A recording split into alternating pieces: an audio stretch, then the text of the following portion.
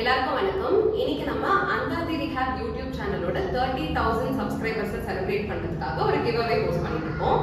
உங்க பேரு? ஸ்ரீ சாய் வந்திருக்காரு. என்ன கிளாஸ் படிக்கிறீங்க? கிளாஸ் 7 படிக்கிறீங்க. ஓகே. நான் சில क्वेश्चंस கேட்பேன்.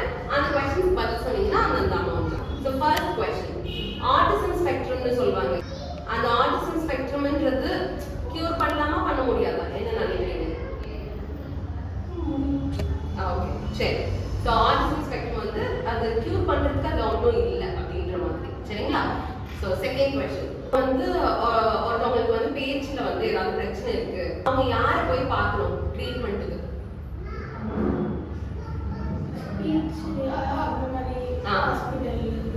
ஹாஸ்பிட்டல்ல யாரை பார்க்கணும்? எந்த ப்ரொஃபஷனலை பார்க்கணும்?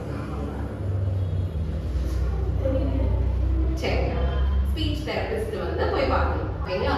So next question. இப்போ வந்து ஸ்பீச் தெரபிஸ்ட் படிக்கிறதுக்கு அந்த படிப்பு வந்து எவ்வளோ நாள் இருக்கும்னு நீங்க நினைக்கிறீங்க? ஒரு 3 years. Okay okay. Actually 4 years course.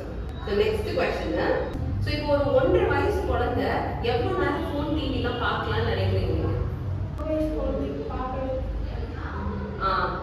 பார்க்க தெரியாதுன்னு இல்லை, பார்க்கலாமா பார்க்கக்கூடாதா? எவ்வளோ நேரம் பார்க்கலாம்? பார்க்கக்கூடாது. S okay correct. 1.5 வயசுலலாம் ஸ்க்ரீன் டைம் வந்து பார்க்கக்கூடாது. Last question. ஸோ இப்போ மென்டல் ஹெல்த் தெரப்பி கவுன்சிலிங் சர்வீஸ்லாம் கொடுக்குறாங்க இல்லையா? ஸோ அந்த தெரபிஸ்ட் வந்து என்ன படிச்சிருக்கணும்?